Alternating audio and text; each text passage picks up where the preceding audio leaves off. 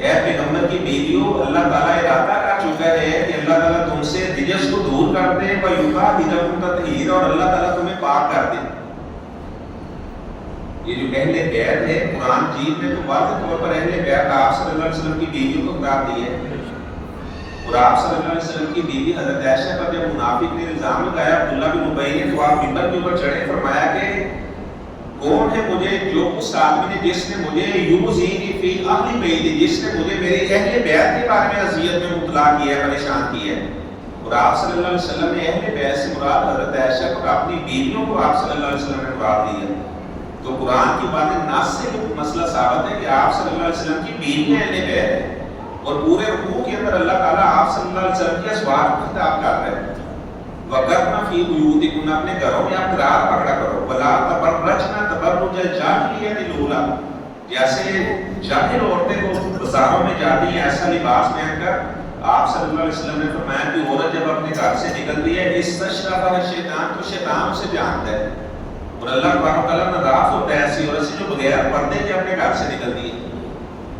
تو اللہ تعالیٰ نے آپ صلی اللہ علیہ وسلم کی ازواج کو خطاب کیا۔ ام سلمہ جو آپ کی بیوی ہے، وہ فرماتی ہے کہ یہ آیت میرے گھر میں نازل ہوئی، اور آپ صلی اللہ علیہ وسلم نے ایک چادر منگوائی، وَدَعَا عَلِيًّا وَفَاطِمَةَ، حضرت علی رضی اللہ تعالیٰ کو بلایا، حضرت فاطمہ کو، حسن حسین کو بلایا، اور آپ نے چادر کے نیچے لیا۔ اسے حدیث قصا کہا جاتا ہے، چادر والی حدیث۔ اور آپ نے فرمایا اللہم ہؤلاء اہل بیتی، یا اللہ یہ بھی میرے اہل بیت ہیں، جیسے میری بیوی اہل بیت ہے، یا اللہ ان کو بھی اہل بیت میں شامل فرما۔ آپ صلی اللہ علیہ وسلم نے حضرت حسن حسین کو دعا کر کے اہل بیت میں شامل فرمایا۔ تو آپ کی بیوی ام سلمہ کہنے لگی اللہ کے رسول صلی اللہ علیہ وسلم میں بھی چادر کے نیچے آ جاؤں۔ آپ نے فرمایا انتی علی مکانی وانتی علی خیر، ام سلمہ آپ کو تو پہلے اللہ نے یہ رتبہ دیا ہوا ہے، آپ تو پہلے یہ خیر سمیٹ چکی ہیں، آپ تو پہلے اہل بیت میں شامل ہیں، آپ کو چادر کے نیچے آنے کی ضرورت ہی نہیں ہے۔ بعض ایسے لوگ ہیں بیان کر رہے ہوتے ہیں، وہ جناب اس طرح کا تنزیہ انداز اختیار کرتے ہیں کہ وہ گھر والے ہیں اور باقی باہر والے ہیں، کہ آپ صلی اللہ علیہ وسلم کی بیویاں معاذ اللہ وہ باہر والی ہیں۔ اس طرح کے جملے بولنا آپ صلی اللہ علیہ وسلم کی ازواج کے بارے میں جو اصل اہل بیت ہے، اور آپ صلی اللہ علیہ وسلم کی بیٹی کی اتنے ظلم کی بات ہے، جو حضرت علی کی بیٹی ہیں حضرت زینب اور حضرت ام کلثوم، انہیں بھی اہل بیت میں شمار نہیں کرتے، جبکہ وہ بھی اہل بیت ہے۔ اور حضرت حسن رضی اللہ تعالیٰ کی جو اولاد ہے اس سے بھی اہل بیت میں شمار نہیں کرتے، جبکہ حضرت حسن کی اولاد بھی اہل بیت میں شامل ہے۔ تو آپ صلی اللہ علیہ وسلم کی بیویوں کا اپنا مقام مرتبہ، اور آپ صلی اللہ علیہ وسلم کی بیٹی فاطمہ اور باقی بیٹیوں کا اپنا مقام مرتبہ، سب کو اللہ تعالیٰ نے بڑا مقام مرتبہ عطا کیا ہے۔ آپ صلی اللہ علیہ وسلم تشریف فرما تھے تو جبرائیل آئے، اللہ کے رسول صلی اللہ علیہ وسلم، ابھی آپ کی بیوی خدیجہ آپ کے پاس ایک پیالے کے اندر کھانا لے کر آ رہی ہے۔ تو ظاہر بات ہے جب بیوی اپنے گھر میں اپنے شوہر کے لیے کھانا بنائے گی تو خاوند کے دل میں، اس کے دل میں محبت پیدا ہوتی ہے۔ اگر کوئی آدمی وہ باہر رہتا ہے، جاپان میں رہتا ہے، امریکہ میں رہتا ہے، بیوی اس کی پاکستان میں ہے، تو وہ مودت اور محبت ہی پیدا ہوگی۔ اور روزانہ اگر باہر ہوٹل سے کھانا کھاتے ہیں، بیوی گھر میں کھانا نہیں بناتی، تو وہ مودت اور محبت ہی پیدا ہوگی۔ تو فرمایا کہ ابھی آپ کی بیوی خدیجہ آپ کے پاس کھانا لے کر آ رہی ہے، تو جب وہ آپ کے پاس کھانا لے کر آئے، فقرا السلام بربیہا، تو خدیجہ کو بتانا کہ خدیجہ کا رب سلام کہہ رہا ہے۔ ہماری ماں خدیجہ رضی اللہ تعالیٰ عنہا کو اللہ تعالیٰ کا سلام آیا، اور میں جبرائیل بھی حضرت خدیجہ کو سلام کرنے کے لیے آیا ہوں، اور اسے بشارت دینے کے لیے آیا ہوں کہ اللہ تعالیٰ نے حضرت خدیجہ کے لیے جنت میں ایسا محل تیار کیا ہے، لا صاخب فیہا ولا ناصب، جس میں شور بھی نہیں ہوگا، جس میں تھکاوٹ بھی نہیں ہوگی۔ یہ حضرت خدیجہ رضی اللہ تعالیٰ عنہا کو اللہ تعالیٰ نے مقام مرتبہ دی۔ اور آپ صلی اللہ علیہ وسلم جب بکری ذبح کرتے ہیں تو آپ فرماتے ہیں کہ اس کا گوشت خدیجہ کی سہیلیوں کے گھر دے کر آؤ۔ حضرت عائشہ فرماتی ہیں حالانکہ میں نے حضرت خدیجہ کو دیکھا نہیں تھا، تو میں کہتی کہ اللہ کے رسول آپ کو اتنا خدیجہ کو یاد کرتے ہیں جیسے خدیجہ کے علاوہ اللہ نے دنیا میں کوئی عورت نہیں بنائی۔ تو آپ نے فرمایا کہ عائشہ نے آپ کو کیا بتاؤں، خدیجہ تو خدیجہ ہی تھی۔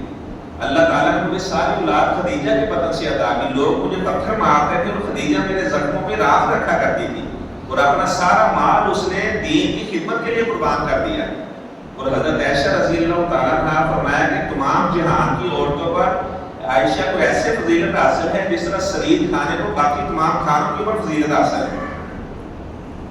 حضرت حذیفہ رضی اللہ تعالیٰ فرماتے ہیں میری والدہ نے مجھے بلایا جامع ترمذی میں یہ حدیث ہے، اور وہ فرمانے لگی بیٹا حذیفہ کتنی دیر ہو گئی کہ آپ صلی اللہ علیہ وسلم کی مجلس میں آپ نہیں بیٹھے؟ وہ کہنے لگے کہ میں نے کہا والدہ صاحب کافی دن ہو گئے آپ کی مجلس میں نہیں گیا۔ تو ظاہری بات ہے دینی مجلس میں پھر آپ صلی اللہ علیہ وسلم کی صحبت میں بیٹھنا۔ تو والدہ کہتے ہیں کہ میری والدہ مجھے ڈانٹنے لگے کہ آج مغرب کی نماز تو نے آپ صلی اللہ علیہ وسلم کے پیچھے پڑھنی ہے اور جا کر کہنا ہے کہ حذیفہ کی امی کے لیے دعا کرے، میرے لیے بھی دعا کروانی اور تو اپنے لیے بھی دعا کروا۔ حذیفہ رضی اللہ تعالیٰ عنہ فرماتے ہیں یہ صاحب السر رسول اللہ آپ صلی اللہ علیہ وسلم کے رازدان تھے، آپ نے منافقوں کے نام بتائے ہوئے تھے اور انہوں نے ہمیشہ ساری زندگی آپ صلی اللہ علیہ وسلم کا راز رکھا۔ تو حذیفہ کہتے ہیں میں نے مغرب کی نماز آپ صلی اللہ علیہ وسلم کے پیچھے پڑھی، آپ صلی اللہ علیہ وسلم نے سنتے ادا کی، اس کے بعد جب اپنے گھر جانے لگے تو میں پیچھے پیچھے جا رہا تھا، آپ نے فرمایا من خلفی حذیفہ، میرے پیچھے حذیفہ آ رہا ہے؟ میں نے کہا جی اللہ کے رسول میں حذیفہ ہوں۔ اور میں غفر اللہ لاتا والی امی کا حذیفہ اللہ تجھے بھی معاف فرمائے تیری امی کو بھی معاف فرمائے۔ حذیفہ کہتے میری آنکھوں میں آنسو آ گئے، یہ تو بغیر کہے کام بن گئے، ابھی تو میں نے ذکر بھی نہیں کیا تو آپ صلی اللہ علیہ وسلم نے میری امی کے لیے بھی دعا فرما دی، میرے لیے بھی دعا فرما دی۔ اور پھر آپ نے فرمایا حذیفہ آج میرے پاس وہ فرشتہ آیا ہے جو آج سے پہلے کبھی نہیں آیا، اور اس نے مجھے بتایا ہے ان فاطمہ کا سیدۃ النساء اہل الجنہ کہ آپ کی بیٹی فاطمہ کو اللہ تعالیٰ نے جنت کی تمام عورتوں کا سردار بنایا ہے۔ یہ حضرت فاطمہ رضی اللہ تعالیٰ عنہا کو اللہ تعالیٰ نے مقام مرتبہ عطا کیا، اور میرے نواسر حسن حسین رضی اللہ تعالیٰ عنہما کو اللہ تعالیٰ نے جنتی نوجوانوں کا سردار بنایا ہے۔ اور حضرت فاطمہ رضی اللہ تعالیٰ عنہا کا چلنا، حضرت عائشہ فرماتی ہے کہ حضرت فاطمہ کا چلنا بالکل آپ صلی اللہ علیہ وسلم کے چلنے جیسا تھا۔ فرماتی ہے کہ جب حضرت فاطمہ آتی تو ہمیں آپ صلی اللہ علیہ وسلم یاد آ جاتے، اور جب آپ صلی اللہ علیہ وسلم زندہ تھے تو آخری آپ کے لمحات تھے تو آپ نے پیغام بھیجا، اشراق کا وقت تھا کہ میری بیٹی فاطمہ کو بلاؤ، کیونکہ اس وقت وہی زندہ تھی، 3 بیٹیاں وفات پا چکی تھی۔ تو حضرت فاطمہ رضی اللہ تعالیٰ عنہا آئی، آپ نے فرمایا بیٹا فاطمہ تیرا باپ ہر سال جبرائیل کو 1 دفعہ قرآن سناتا تھا، اس سال میں نے جبرائیل کو 2 دفعہ قرآن سنایا ہے، اور مجھے ایسے لگ رہا ہے جیسے تیرے باپ کا اللہ کے پاس جانے کا وقت آ گیا ہے۔ تو حضرت فاطمہ رضی اللہ تعالیٰ عنہا نے رونا شروع کر دیا۔ آپ نے دوبارہ فرمایا کہ فاطمہ میری بات سنو، میرے اہل بیت میں سب سے پہلے آپ کی ملاقات جنت میں میرے ساتھ ہوگی۔ تو آپ صلی اللہ علیہ وسلم کی وفات کے بعد وہ 6 ماہ زندہ رہی ہیں، اور اس کے بعد ان کا انتقال ہوا، مدینہ کے اندر پھر جنت البقیع میں سیدہ فاطمہ رضی اللہ تعالیٰ عنہا کی تدفین ہوئی۔ تو یہ آپ صلی اللہ علیہ وسلم کی ازواج اور آپ کی بیٹیوں کا مقام مرتبہ ہے۔ پھر آپ کی جو بیٹی زینب، رقیہ، ام کلثوم، ان کا اپنا مقام مرتبہ ہے۔ تو میں بتا رہا تھا کہ اللہ تبارک و تعالیٰ نے آپ صلی اللہ علیہ وسلم کی آگے ختم نبوت کا ذکر کیا،